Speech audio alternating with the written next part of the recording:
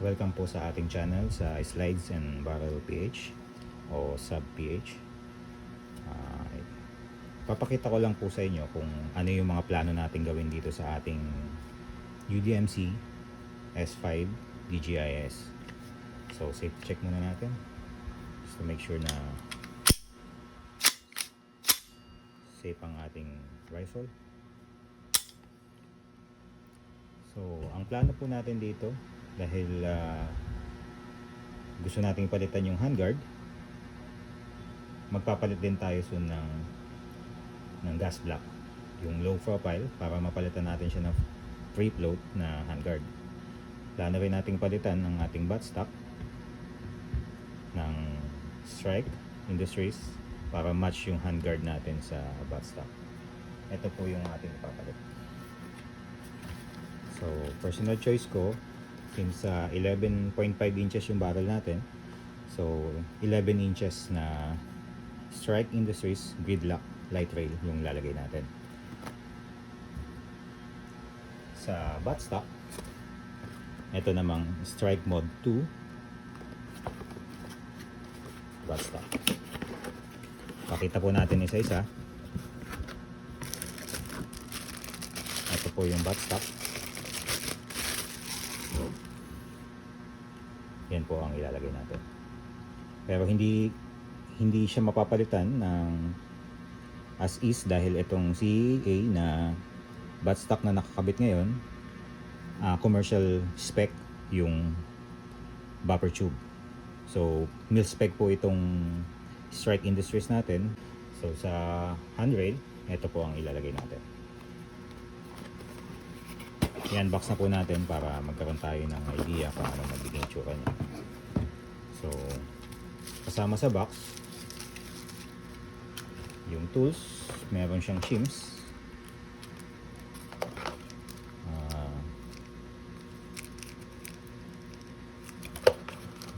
Allen wrench, at yung Loctite.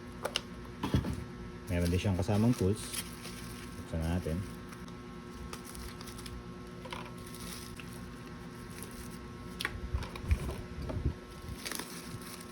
Meron siyang kasamang tools na pwede rin siya i-attach sa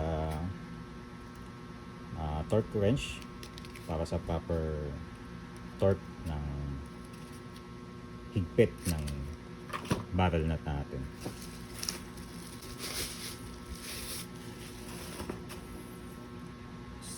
Strike Gridlock light. So yung haba niya, sakto siya doon sa 11.5 ng DGIS. Kung mapapansin natin, ito po ang magiging itsura niya. Ito pong particular unit na to, itong handrail na to, is quick detach. I-open lang natin to, mahuhugot na natin siya. So excited na rin ako makita ang kalalabasan ng project natin para dito sa UDMC S5 DGIS. Yan po ang plano natin. Binigyan ko lang kayo ng idea kung paano mangyayari. At upcoming video po natin, papakita natin na naikabit na natin lahat yan. So para enable na makikabit natin to, kaya gaya na sinabi ko, palitan natin yung buffer tube ng mil spec at yung gas block ng low profile para may attach natin ito. So yan po siya. So magaan lang siya dahil aluminum din po yan. May accessory rail.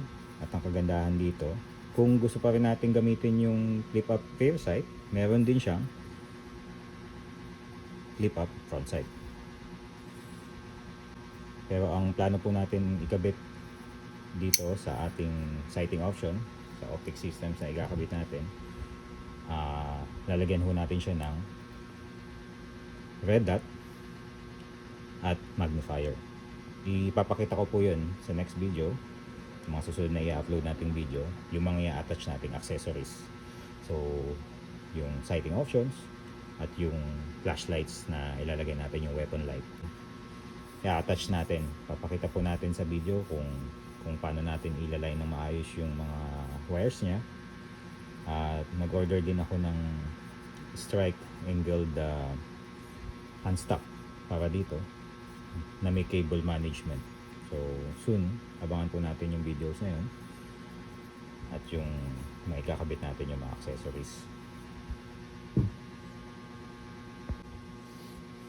Additionally, hindi ko alam kung gaano ka-importante, pero marami akong nababasa sa mga reviews na maganda rin na palitan natin yung pins natin para hindi siya ikot kung nagpa-firing tayo, dahil yung impact niya nababasa ko na lumuluwag daw yan, umiikot. So ito yung anti-walk pins, ito yung kakabit natin dyan. Gawa din niya siya ng stripe. Follow nyo rin ako sa Facebook page natin, Slides and Barrel PH. Pwede nyo ako i-chat doon, kwentuhan tayo kung saan natin na order to, nabili natin locally, yung mga ipapalit nating accessories, yung furnitures. So this time yung furnitures, yung handrails at yung buttstock natin.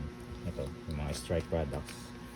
I-chat nyo lang po ako doon sa Facebook page natin. Sabihin ko sa inyo kung saan natin siya nabibili at kung idea kung magkano rin para sa mga future build nyo. Kung gusto nyo same setup, magustuhan nyo yung build na gagawin natin, pwede nyo rin gawin sa rifles nyo, especially kung sa UDMC nyo. Kung hindi man UDMC, pwede rin naman, basta gusto nyo gantong handrail, gantong buttstock, pwede nyo rin naman. Gusto ko yung build ni UDMC, kung mapapansin nyo yung finish nya. Marami tayong hinawakan, lalo sa mga gun show, yung mga ibang brand. Para sa akin lang, hindi tayo expert, hindi tayo eksperto sa larangan ng mga armas.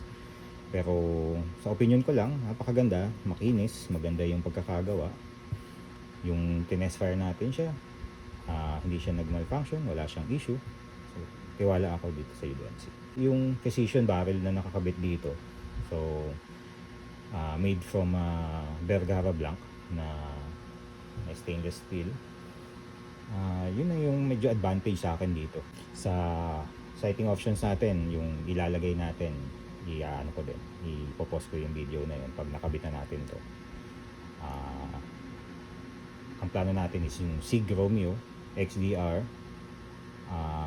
Gen 2, tapos yung magnifier niya is yung Juliet 5 Micro. Plano rin natin pala siyang lagyan soon nito. Meron din tayo nitong Silvan Arms folding stock adapter. So Gen 4 to, aluminum, kaya magaan siya. Pero na-improve na nila yung height nito, na hindi siya tatama sa charging handle. At ngayon na, may kasama na siyang tools.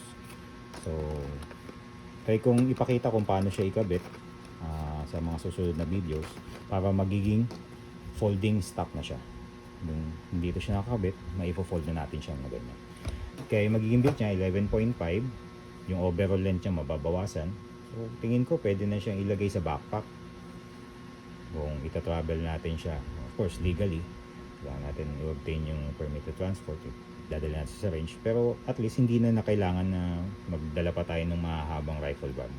Kung naka-backpack lang siya, mas convenient siyang dalhin, mas madali. So ganito lang yung magiging length natin. Yan, siguro mga ganyan lang yung magiging length niya pag naikabit natin itong Silvan Arms folding stock adapter. Meron pa siyang isang brand na katulad nito, yung Low Tactical. I think mas nauna yun. Ito nga pala specifically for left fold, so dito siya magpo-fold. Right-handed ako, sabi nga dun sa napanood ko sa YouTube, mas maganda magde-decide ka maglagay ng folding stock kung right hand dominant ka. So right hand yung pipiliin mo, yung letter R yung nandito. Pero napakahirap humanap, so ito lang yung nakita ko. So akin okay lang naman, kasi ang purpose lang naman sa akin maano siya, ma-fold siya. So kung gagamitin naman siya, set up ko na siya, i-unfold ko na siya, then saka ako siya i-operate. So yun sa video kasi mas maganda siyang gamitin kung left hand ka, nakahawa ka dito.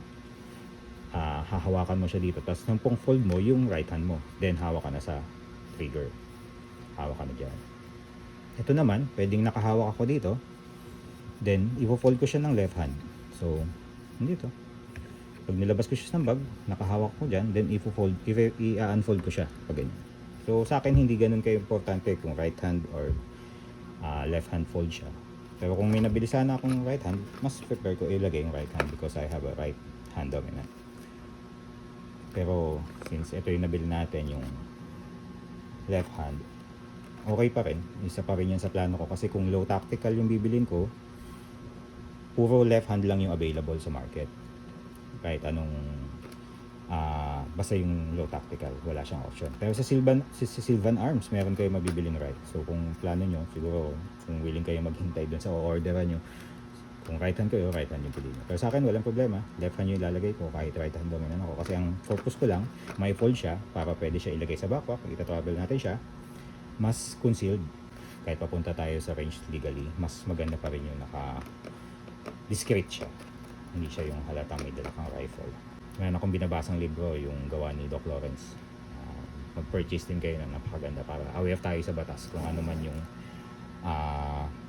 nilalaman ng batas na yun para sa pag-aari ng baril. Hindi lang particularly sa rifle, firearms in general. So yun lang po. Follow nyo po ako para magawa natin ng series of upgrades, yung mga accessories na ilalagay natin like weapon light at yung sighting options natin, yung optic system na ilalagay natin, which is yung plano ko is yung red dot and magnifier combo. Salamat po. Stay tuned po tayo at lalabas natin yung video na upgrade na natin ito. Not bad naman yung itsura niya kahit i-stock siya, pero susunod lang tayo siguro sa uso. Lalo yung mga lumalabas na bagong mga accessories, lalo itong M-lock, para kung meron tayo ilalagay, like yung ilalagay natin na weapon light is M-lock din siya. So napaka helpful kung ganun na yung mga accessories attachment na naka-ready. So salamat po sa panonood. Abangan po natin yung next video.